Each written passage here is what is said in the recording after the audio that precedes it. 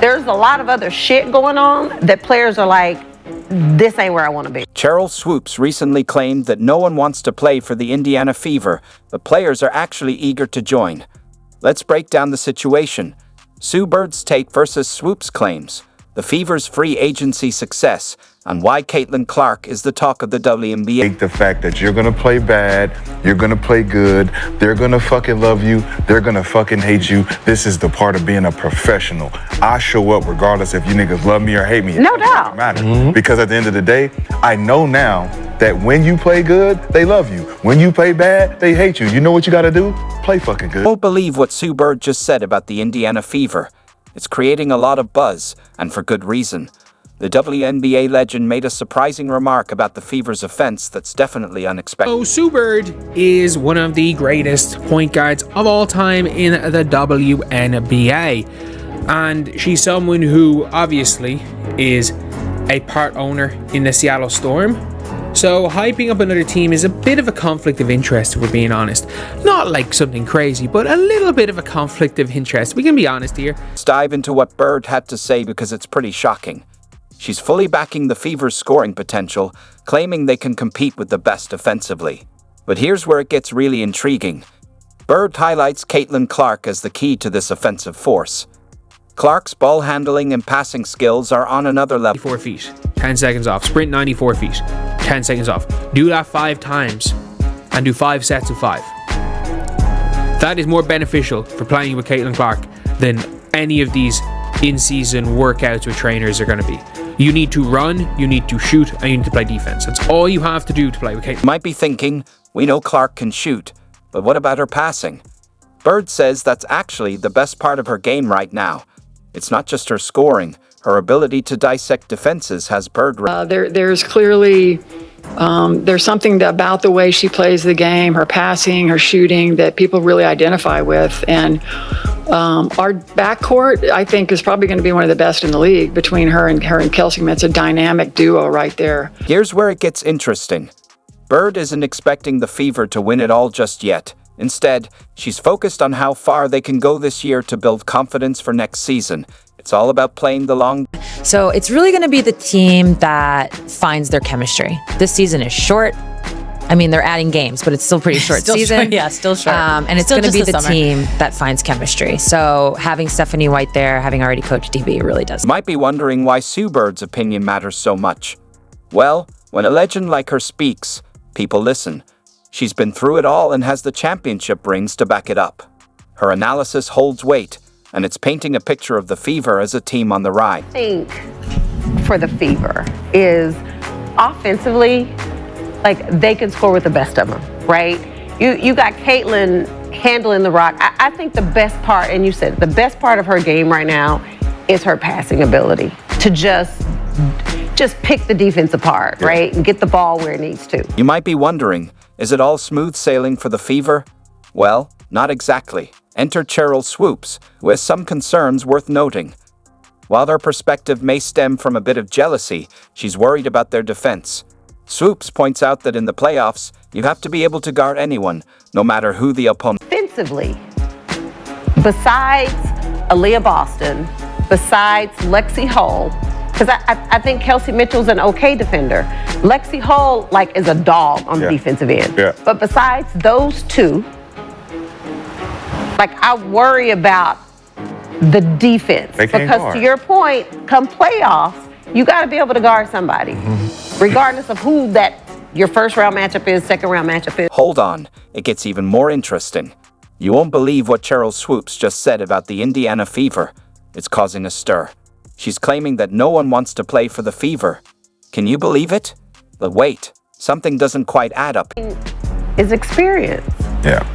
That's his, yeah. I mean, Connecticut's been there. Yeah. And they're older. And they're older. Indiana hasn't been there in I don't know how many years. 2016 since they made their last. That's what I said. It's one of those things where they're just gonna have to try to just. Swoopes is dropping hints about things happening in Indiana that are making players think this isn't the place for them. But here's the catch. She's being really vague about it. What exactly is she implying? Is there some hidden drama we don't know about, or is she just trying to stir things? That's what Dejanay does when she's defending Caitlin. Like, Dejanay's gonna talk shit, she's gonna get up in you. So it's not, to me, it's not about if the Fever has the talent, but it's the experience, and it's the defense for me. Might be thinking, maybe there's some truth to it, but let's break this down. Swoopes mentions the social media hate that players like Aliyah Boston faced early in the season.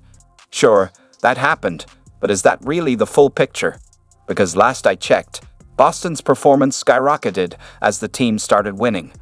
Funny how Swoopes conveniently left that part out. Right? You know, go out there and do us, then that should be their approach. Yep. Right? No one expected us to be here. We're here. The pressure's really on them, not us. We don't supposed to be here. Yeah, so, it's a good look. You know what I mean? Playoffs, but I also know players on that team that are like, oh hell no, we don't want to just be here. But wait, it gets even stranger. Swoopes starts talking about key players on the Fever not wanting to stay, but she won't name names. Now everyone's left wondering, is she just making this up, or does she know something we don't? know for a fact, Sheryl Swoopes, that people don't want to be in Indiana, that there's a lot of shit going on. Right off the bat, you heard it. Right? And she's very like, wait a minute. Like, let me make this. Here's where it all falls apart. Swoopes tries to use Aliyah Boston as an example, but it backfires. Sure, Boston had a rough start on social media, but have you seen her lately? She's been dominating on the court, and the fans are all in. So what's Swoopes really trying to say? And it's so funny to me that it's just so rough. There's a lot of shit going on that, and is it only with the Fever that you just so happen to know that people don't want to be in Indiana? What about the other places? Is it just the Indiana Fever? Because Caitlin Clark is. You might be wondering if Swoopes is just looking at the bigger picture. She starts comparing the Fever's situation to other teams, but is it a fair comparison? The Fever have been making some major moves in free agency, and things are definitely looking up. Yet, Swoopes seems to be acting like it's still the same old story. What possibly could be going on in a situation where you have all the fans, you're getting paid, you're nationally televised, social media is growing, you got the best fan base, your merchandise is going up, your jersey sales are going up, everything. You guys are winning basketball games, you're in the playoffs, your uniforms look the best, you got the best gear, cheap living for what you get, nice. Please tell me what's going on.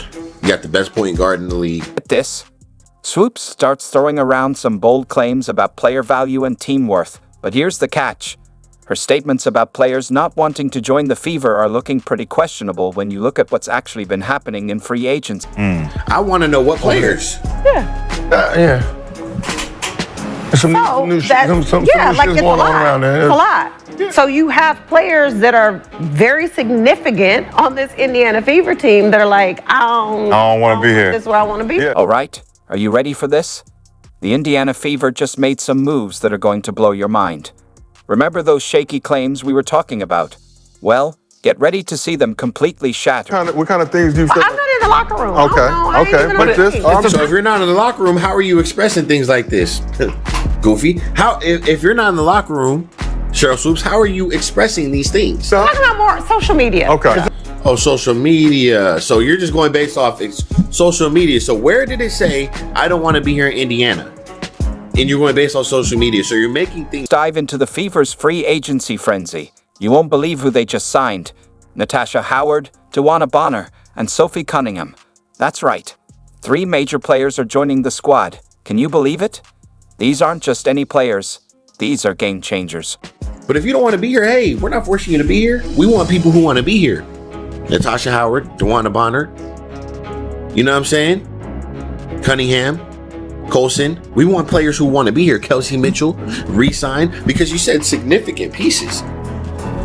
It couldn't have been Alyssa Smith. It could not have been Alyssa Smith. I know that's not who we're calling significant piece. So it must have been Kelsey Mitchell and some other players, because you made it seem very confident that you know people don't want to be.